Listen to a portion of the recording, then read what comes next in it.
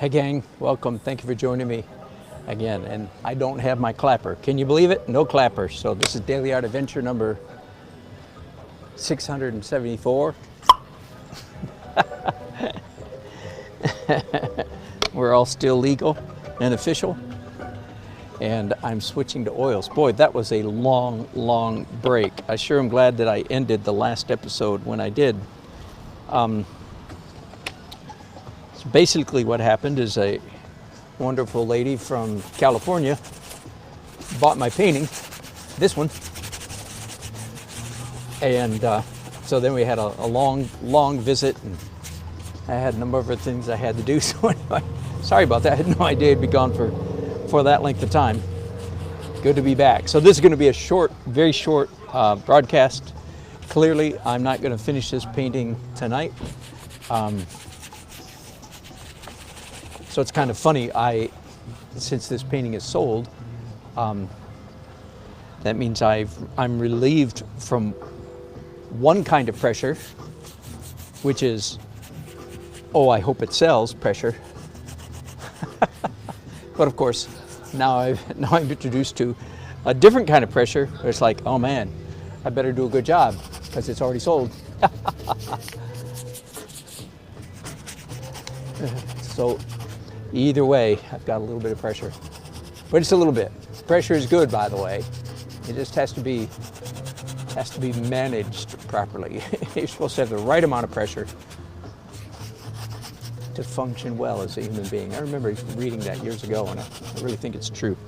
Anyway, so I have plenty to keep me on my toes, shall we say. Right at the moment, I'm doing a glaze with pure ultramarine. When I'm talking on these broadcasts, it dawns on me sometimes. My verbal cadence is very strange. If you ever met me in person and there was not a camera rolling, you'd find, oh, he talks normal. Yeah, it's when I'm trying to paint and talk at the same time that I have these strange and awkward pauses in my verbal patter, you know. I can't remember the word. Ultramarine, that's it, ultramarine. Anyway, so I'm doing ultramarine, and in a minute, and it's unusual for me to do ultramarine first and this extensively. What is not unusual is that here in just a minute, I'm going to switch over to a warm glaze, and that is very typical when I'm doing glazes. I suppose there's no rule, you can do whatever you want, but I suppose one of the most common things that I do is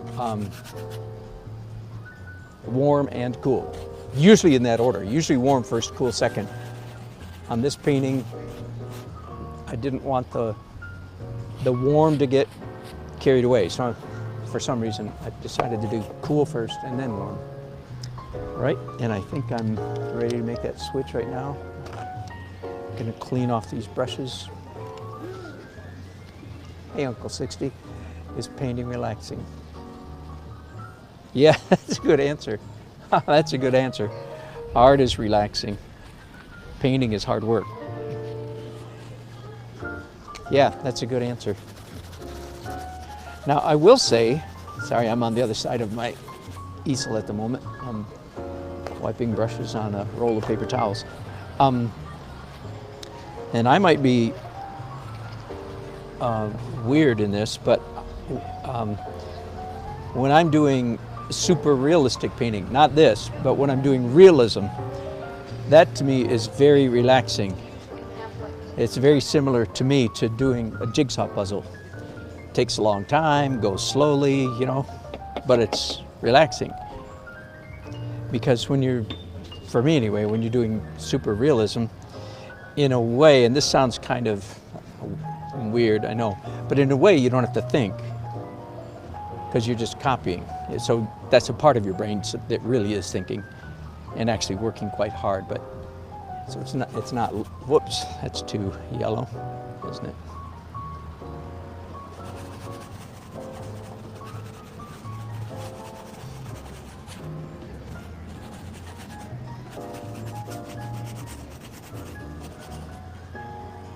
Okay, let me take care of this big orange splotch right in the middle. Now that does not work. But that works. All right, so that's feeling pretty good, I think. I think that's what I'm after. I'm after a lot of cool shade. Cloudy Howdy, what a great name. Glad you found us, man. Welcome on board. Thank you for watching. Thanks for making a comment there. Appreciate it. We have a good time. Cloudy Howdy. I don't have a lot of viewers, as you can see. Right now there's 10 of you. I would fix that if I could, but I don't know how. But that's all right. We have I have a number of faithful regulars, and it's turned into quite a sweet little community. They all laugh at me together, that means.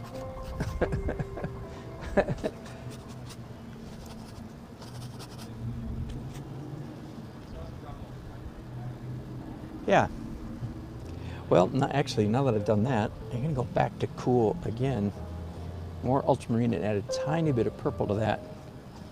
Because I can now see that I can, and I do think I'm probably going to darken the corners on this one again, which is pretty standard operating procedure for me. I always say it's not a hard and fast rule, but it's often a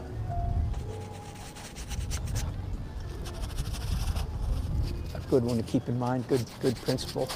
Vignetting the corners. Again, I don't even know if that word can be turned into a verb, but that's what I'm doing. I'm turning into to make a vignette, to create a vignette is to vignette, turning into a verb. Anyway, whether it is one or not. Ah, the purple, that was a good choice. That was a good choice.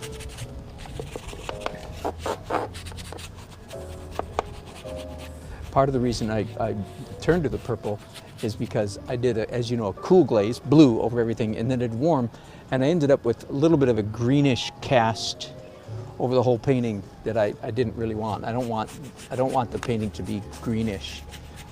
I want it to be cool blue and warm, but not green. So I'm doing the dioxazine violet here, sort of as a anti-green. Gentle. It's not as radical as a red would be, right? That would be radical anti-green. This is just kind of a gentle, nudges it away from green. I talked on my last broadcast about, as I often do, green is a very dangerous color, and I talked a little bit about the physiology of that, because our rods and our cones sort of get crossed up when it comes to the color green. I didn't talk much about, so what do you do about the fact that green is a very dangerous color? And in a word, the answer is you always mix your green. And in my case, of course, that means mixing in transparent layers, not mixing for the way I paint.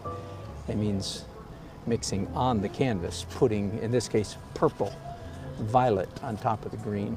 And that, see, it pushes it back, and now there's all different, there's 1,000 different colors of green up there, and that's having quite a nice effect.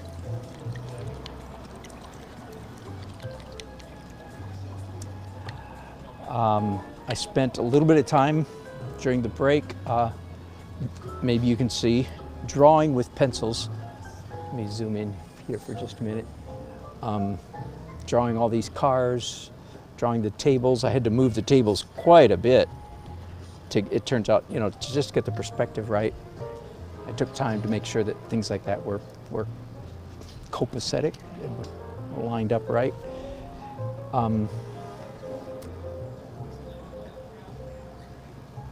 And so I'm fairly confident that most of my drawing at this point is fairly accurate enough to, hi guys. I'm not really broadcasting on YouTube, I'm schizophrenic, and if I put a camera up there, people can't tell that I'm talking to myself. Either that or I'm broadcasting on YouTube, which I, thank God I really am doing. That's right. I'm sitting down again. Whew. So, I got this funny night, good night. As I said, I sold the painting, hallelujah, to a nice lady from Manhattan Beach, California, so I get to ship another painting. Glad to do that. Exchange. Okay, so I'm going to draw again, this time in my, my normal routine.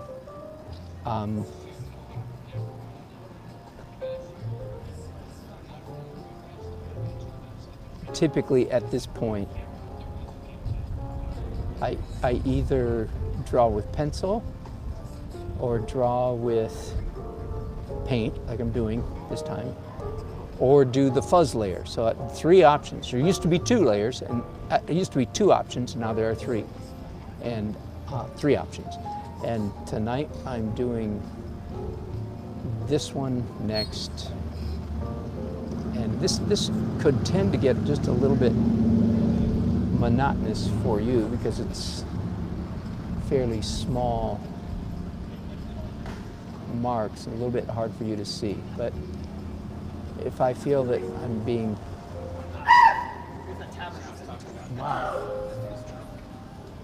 wow, I'm not sure what that was.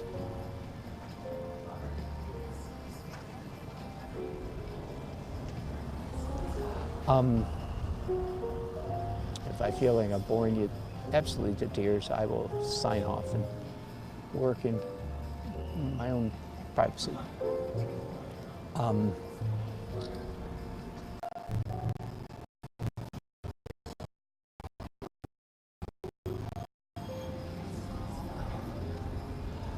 All right, I definitely want to look at some of these cars here. Not that one. Not that one. There we go.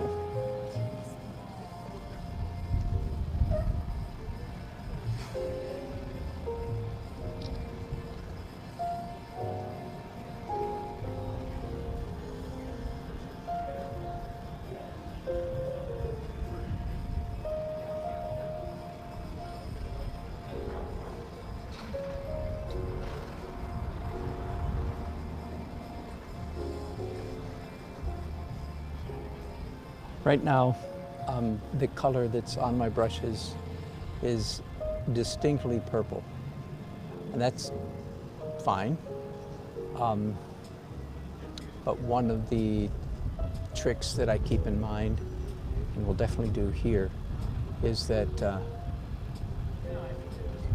I'll change colors as I go, as I draw across the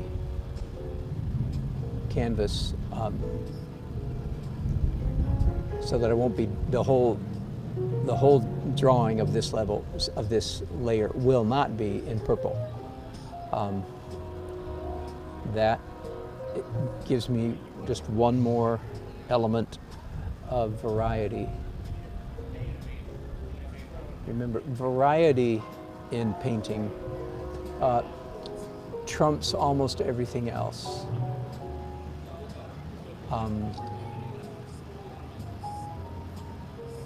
You know, like what kind of brush should you use? A variety of brushes. So what color should you use? Variety of colors. What kind of light should you use? Variety of light, etc. So when I'm doing this very left brain, I will call it, drawing, which the pencil work that I did just a little while ago was also very left brainy, if you will. So I will in fact, I've migrated away from purple toward blue, and then even added some brown to that. So I've already accomplished a fair degree of variety.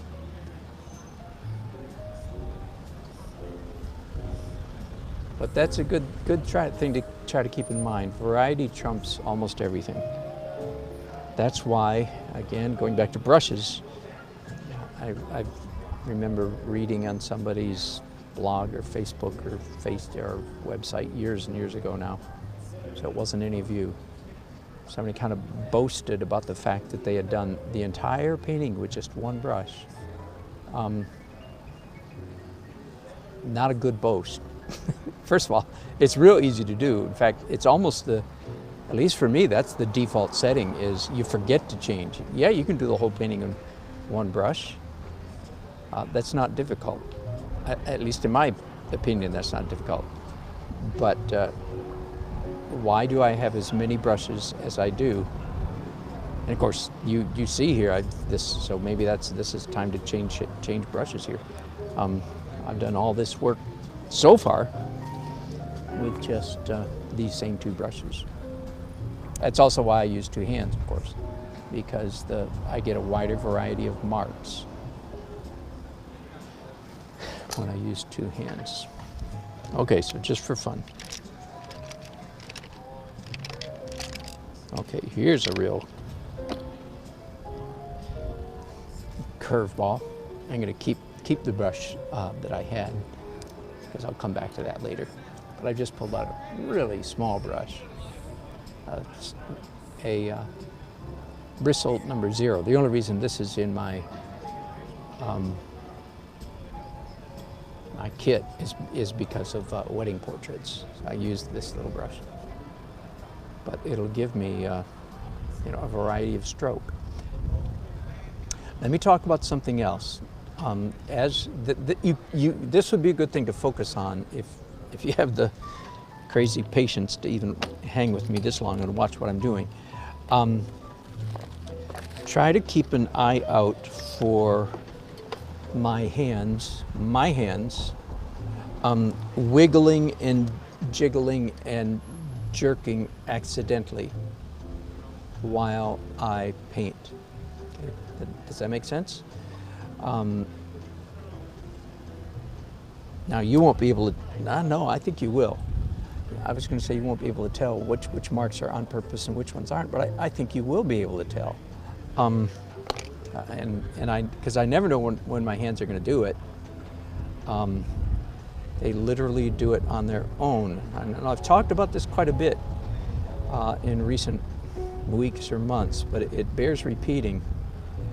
So let me back up. By the way, I don't know if you can see there. Now I'm drawing with a definite reddish, kind of maroon color now. Okay, so one of my most oft-stated mantras is, say it with me, the essence of good painting is making interesting marks, right? So it's easy to learn the mantra. And the next question is, yes, so what does that mean? What doth an interesting mark make? What are interesting marks? All right, and that's hard. That's a lifetime of study. But I think I have a little insight for you guys. One, not the only characteristic by any means, but one of the ways to describe interesting marks is this. Interesting marks, more often than not, are those little unintentional, involuntary wiggles that your hand makes when you're trying to do a straight line and your hand doesn't cooperate and you accidentally, it just doesn't do what you tell it to. Like that right there, it just did it. I was trying to put this on that lamppost, which is what this is, And my hand said, oh, no, you don't, we're gonna miss. And I think this is really important because I know good and well that many of you students, beginners, when your hand does that, it drives you crazy and you get mad at your hand. In fact, I know this is true partly because that's in large measure what causes you to start doing tongue painting. When you get irritated because your hand is wiggling, you go, I'll fix that, and you choke up, you get a little tiny brush like this, tongue painting. Okay? That's what causes most people to do that bad tight painting, is they get mad at their hands for not doing, so to speak, what they're told. Are you with me? I really think this is true. So I'm telling you that not only should you, so those little wiggles only work, only happen when you're holding the brush in a loose manner. There are many different appropriate loose ways to hold your brush. There's not just one way.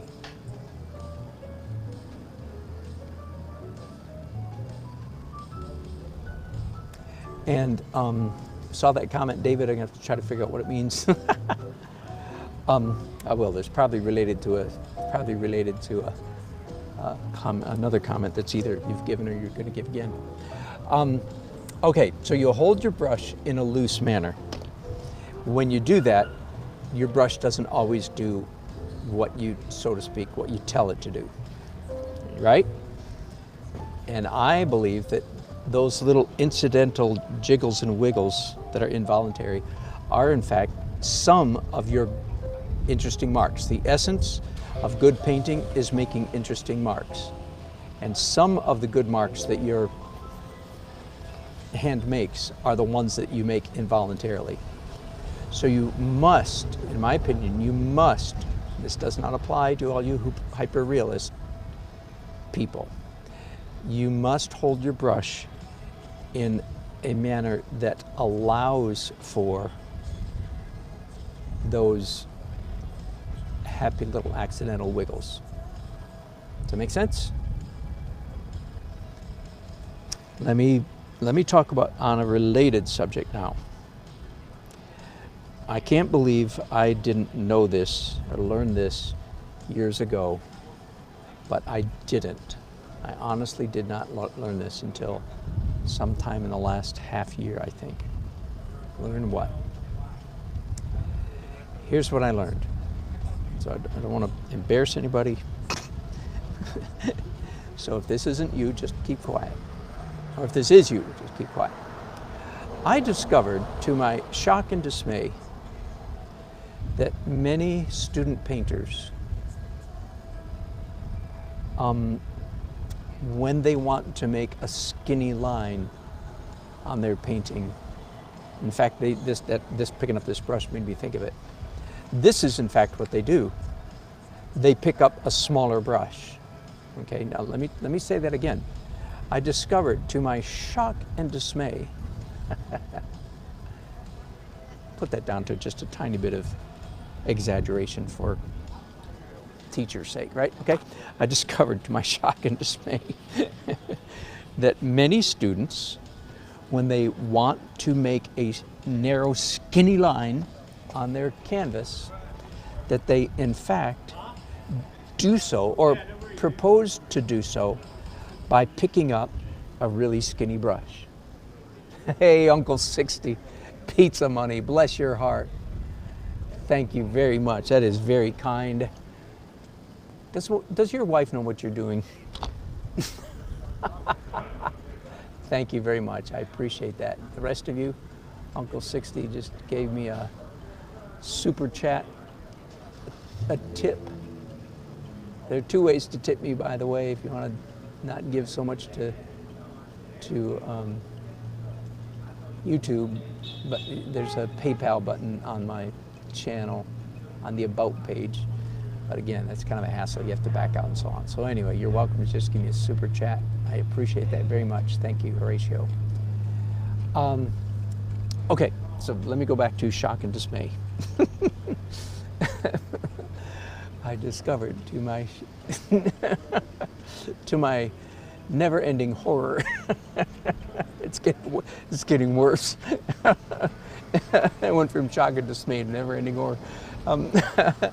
That some students, when they want to make small marks, fine marks, skinny lines, their default setting is they pick up a small brush to make small lines. Now I want about half of you to be honest and be going right now, and what's wrong with that, right?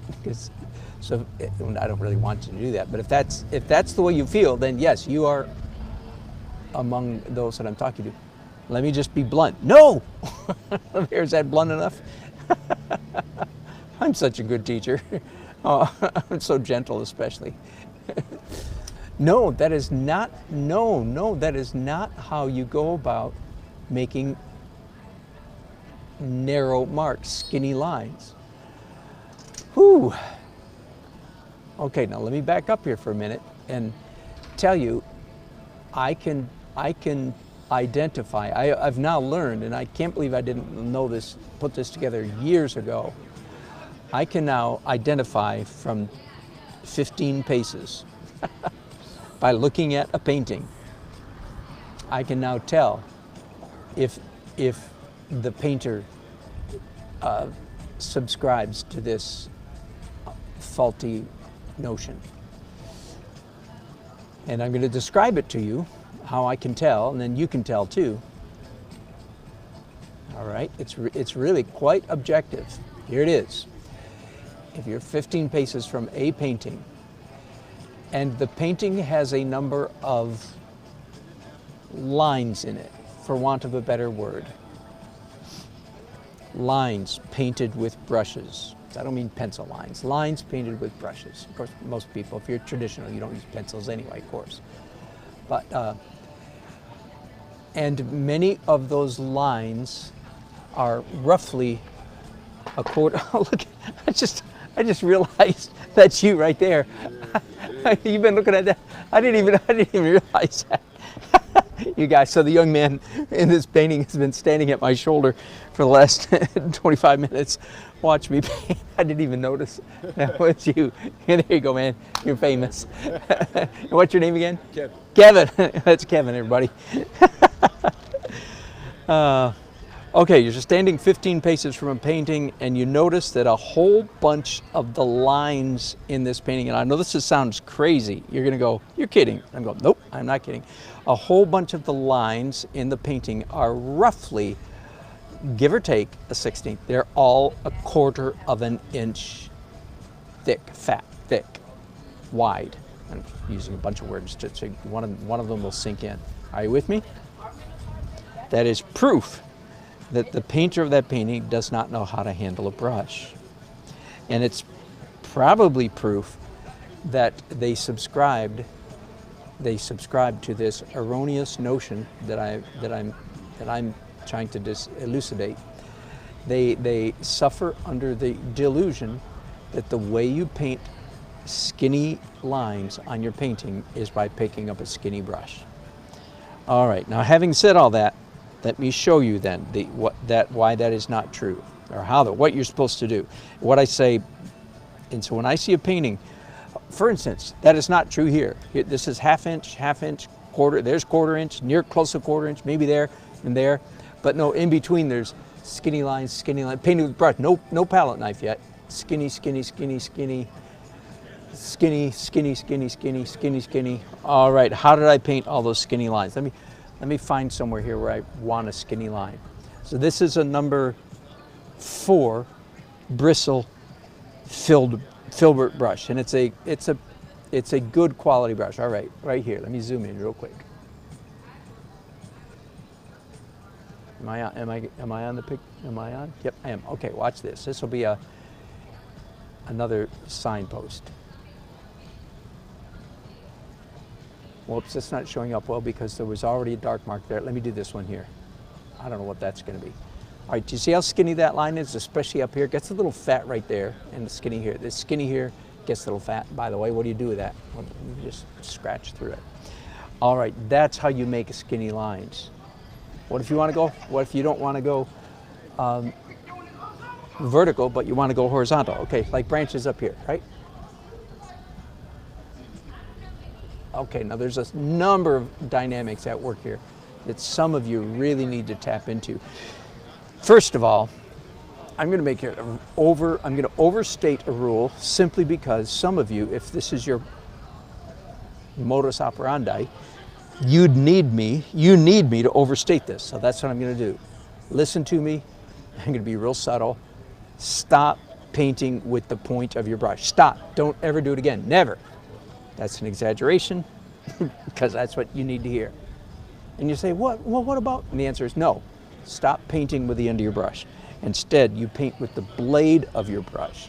Now, I am exaggerating. But I do about 95% of my painting with the side, with the blade of my brush, not the point. I don't paint like this. And for God's sake, if I want to make a vertical line, I don't go like this. Okay, here's another. I'm trying to help you people because I didn't realize how ubiquitous and universal this tendency was till several months ago.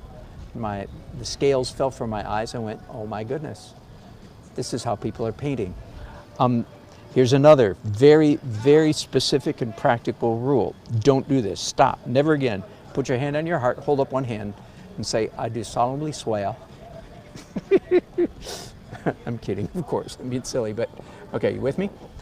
Say, I will never make the bristles of my brush bend. Now, let me demonstrate this for you. I'm going to find something around. Here we go. The bottom of the box. I want you to see this. Okay, you can see the side of this box. Many of you, when you paint with your brush, here's what your brush does. Can I zoom in any closer? Oh, I can't. Okay, so hang on. I want you to see this side angle, right? Can you see that? Here's what your brush does. That right there. Do you see how my brush goes toward the canvas and then right at the end it turns up? I'm bending the bristles of my brush. Do you see that? Bent bristles. Some of you think, what's wrong with that? And I already made you solemnly swear that you would never ever do that again. No, that is not how brushes are. I know that some of you are going, what? Okay, so I've just destroyed half of your paintings, some of you. So I've told you, don't use small brushes to make skinny lines, never paint with the point, and never make the brush bristles bend. Well, what do you do instead? And I already told you, the answer is you paint with the blade of the brush. Now the bristles are bending, but they're not that, here, I gotta get my hands dirty. They're not that bend. That is the death of painting. That is not how a brush is to be used. And so, in other words, you don't go like this. And that goes back to, you don't paint with the point of your brush. And you say, why? And the answer is because it looks like crap. And I can see it from 15 paces. Okay? And it's mostly, not entirely, but mostly manifest by a bunch of marks on your canvas that are all roughly 1/4 of an inch thick. Okay? So again, let's yeah, thank you, Tony. So I want you to look at all these lines. See, these are good lines. They're skinny, they're loose, they're playful, and for goodness sake, they are not characterized by that clunky 1/4 inch thing. And I see this all the time. I just am amazed that I never really realized, had the perspicacity to put it all together and go, oh my goodness, that's what people are doing.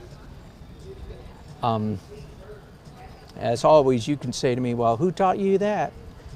Don't have an answer to that.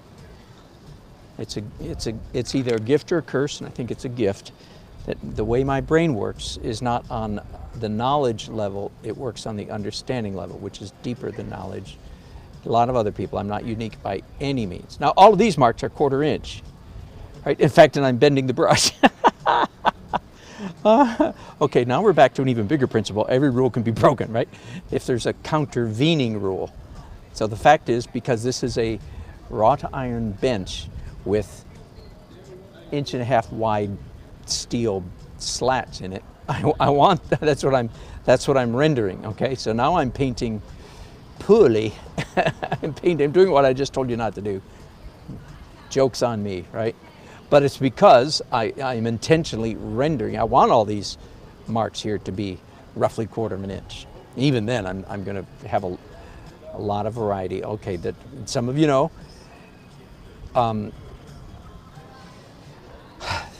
Let's get off that. Let's get on to another principle. Anytime there's an object in your painting, or a shape, I should say. I usually call it a motif. That's a little bit, that's actually a musical term, I think, mainly. I mean, I know it's a musical term. I think it's mainly a musical term. If there's a little shape that is repeated over and over and over, well, what do you think this is? It's a bench, park bench, with steel slats. So it's these squares over and over and over and over and over and over again, right? All right, so anytime you have a highly repeated pattern, motif, shape, you must concoct, you must invent, connive, figure out, mess around. You must come up with several different techniques for rendering that repetition. Why? Because variety trumps almost everything in art. And if you don't come up with variety, it's going to be monotonous. Once again, this does not apply to you hyperrealist folks, or me when I'm doing hyperrealism, which I do sometimes just for fun. Nothing wrong with it. I don't think it's the highest form. It creates the highest aesthetic buzz. Definitely creates a level of aesthetic pleasure. It does. Hyperrealism I'm talking about.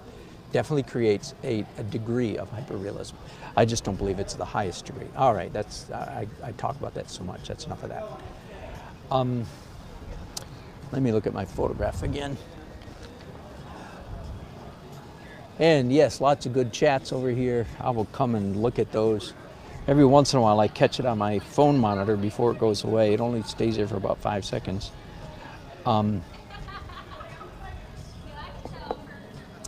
But let's, oh, there's a traffic light over there.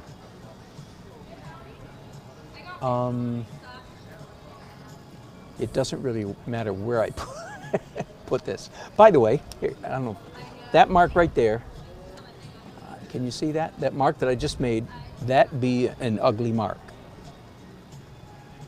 I thought you never made ugly marks. Are you kidding? I make ugly marks all the time. What's ugly about it? It's fat. It's, okay, my point is going to be, you don't have to settle for it. Okay, now it's a nice mark, all right? So that the art of good painting is the art of making interesting marks, and you don't have to settle for, you know, you don't settle for what your brush did. Just because your brush did it doesn't mean you have to keep it.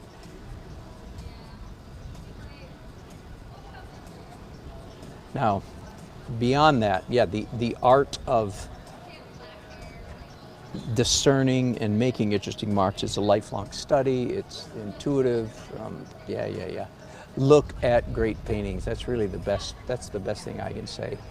Don't look at me. Go and look at John Singer Sargent. Go look at Frans Hals.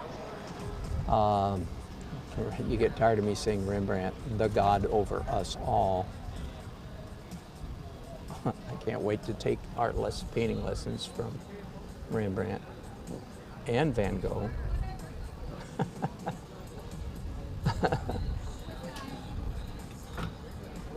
Is he serious, they say? Golly. He seemed like a fairly intelligent guy.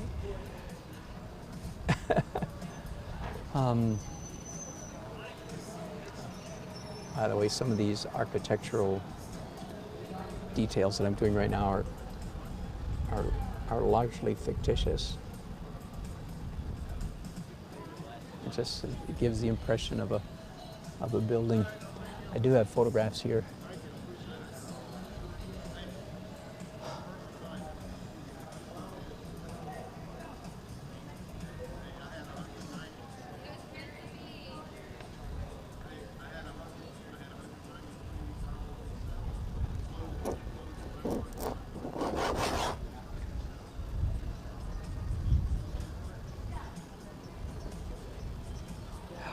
I don't feel obligated to render the buildings across the street perfectly or accurately, just not at all necessary in this painting. They just need to feel like city buildings, and they already, to a large degree, feel that way. I will continue to look at, especially tomorrow when I continue the painting, I will continue to look at the photographs. There's more, I feel like there's more danger in getting off the reference too soon than too late, generally speaking. I kind of talked about that a little bit just the other day. What's the difference between pretty good painters and really good painters? Is that really good painters have stuck with realism long enough, to the point, you know, done the hard work of study, like let's say another ugly mark. They've done the hard work of, you know, anatomical figure drawing and so on. They've done the hard work of knowing what stuff looks like. I talked earlier about doing the hard work of drawing cars so that I can be better simply at drawing cars. Because as you can see in my job, in my line of work, I need to be pretty good at drawing cars. Okay, the great artists among us are those who I think stick with the academic discipline, if I can call it that. I don't mean literally academic, but the hard study work of any subject matter before they determine a shorthand, clever way of rendering it. And all artists do eventually. We all eventually settle on, I think is the best way to put it, we settle on a shorthand. Can you hear what I'm saying, Kevin? Can you? I just didn't. That's great. You're welcome to listen. We all do settle on short, like look at the way I'm painting branches right now. You see, I have been painting branches like this for decades, literally for decades. By the way, time to change brushes. I'm going to put that one down, pick up the one I had earlier. Okay, so let me show that to you again. Now, if I always paint branches this way, I just told you I have been painting branches this way literally for decades. But if I always paint branches this way, I am probably stuck in a rut, and it's time to go back and do more what I just called a minute ago, academic discipline. It's time to go back and do some tree studies. Now, to tell you the truth, I do that periodically. I do tree studies. In fact, 2 falls ago, a year and a half ago, I'll try to remember to post some of these. I did a series, a very intense series of oil paintings. 10 months, 8 months before that, I did a very intense watercolor study of a couple trees. Okay, that was, and that's here. I'm talking realism here. I'm not talking impressionistic flair. No. It's time to learn, to study again. Do what I'm calling the academic work. Do the hard, sort of nose to the grindstone work of trees. But then most of us will do what I'm doing right here. We fall back on some trick. By the way, so my trick is very much, as you see, painting very much with the blades of the brushes. These are both filbert brushes, which is what I use 95% of the time, is filberts. That might be a weakness. Maybe I should have more variety, you know. Even as I say that, I go, whoops, maybe that's not such a great thing, because variety, right? Anyway, so I will consider that. I just find myself rebuked by myself. So I do trees. I lay them down and I twist them, right? That's just one way. For some reason, I have no monitor in my ear. Hang on. Let me see if I can fix that. I believe I'm sounding good.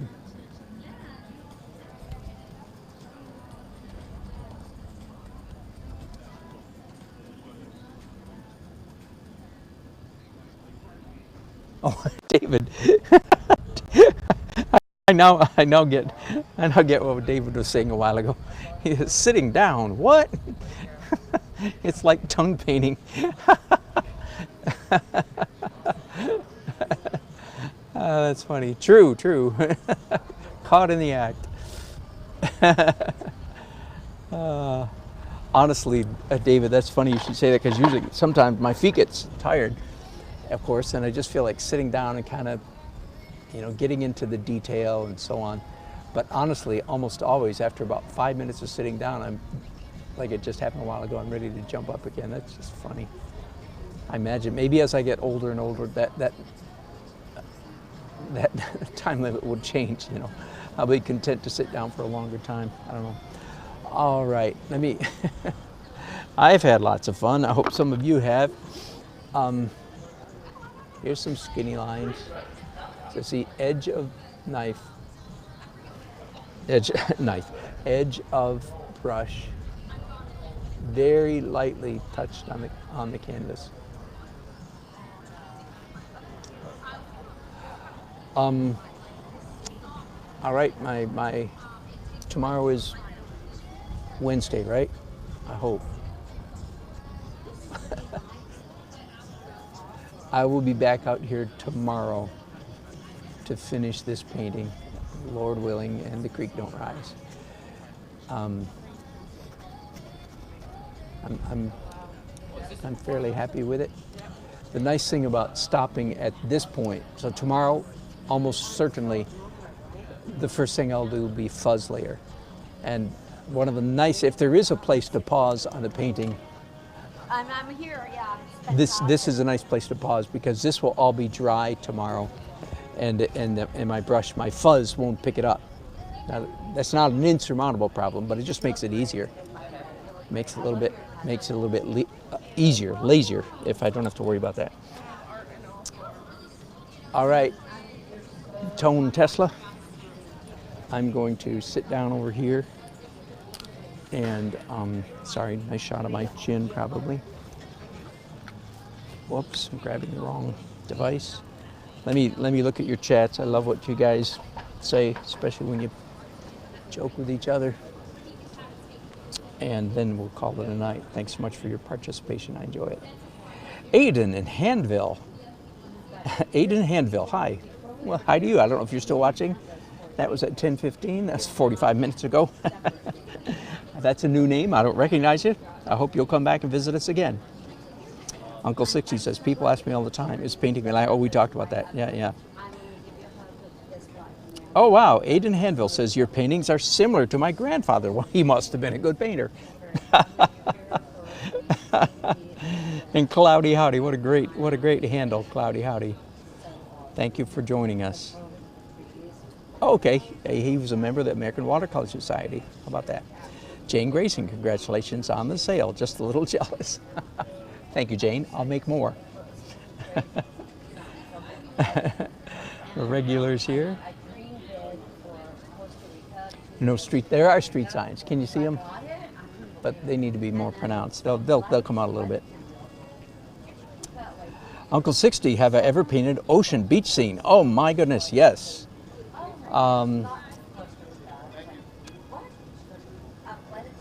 If you go to my page at Fine Art America, I think there's a whole page on Fine Art America, Dan Nelson, of coastal, maybe called Coastal Carolina. Anyway, yes. Oh, is that a movie theater on the left? No, that is not. That's an old, used to be the swanky hotel in downtown Raleigh. For the last 40 years, it's been subsidized housing, but now downtown has become high rent, so they moved out the poor folks and they're turning it back into a swanky hotel. Too bad for the poor folks, but I'm glad it's turning back into a swanky hotel. And Yes, I need to, David, add a couple street lights. You're exactly right. I will do that. That's a good idea. Thanks for keeping me on my toes. Mark, good to see you, Mark. I'm glad you're liking the look of this. Jane, I agree with you. I have a feeling that the person who bought the painting will be amazed when they see it. I think that's true. She seems pretty confident. There are parking meters. Oh, no, there are not. They're not like regular. It's every block there's one, and this one was actually got in my way. It was right in front of this car, and I took it out. No, not right. That would be a good, traditional thing, but they're not. There's a one parking meter every block. And David Mercer sitting down. What's that? It's like, yeah, sitting down. There you go. All right, that's all the comments. Thanks again, Uncle 60, for your generous tip. I appreciate that very much. And it's been a good night, beautiful night. And I, again, hope to be back tomorrow evening to finish this for my new friend, Trish, who's right behind me as we speak, the buyer of the painting. I suppose that's safe enough to tell you her name. All right, thanks. I'm going to pack up and go home. Thanks, y'all. Bye-bye.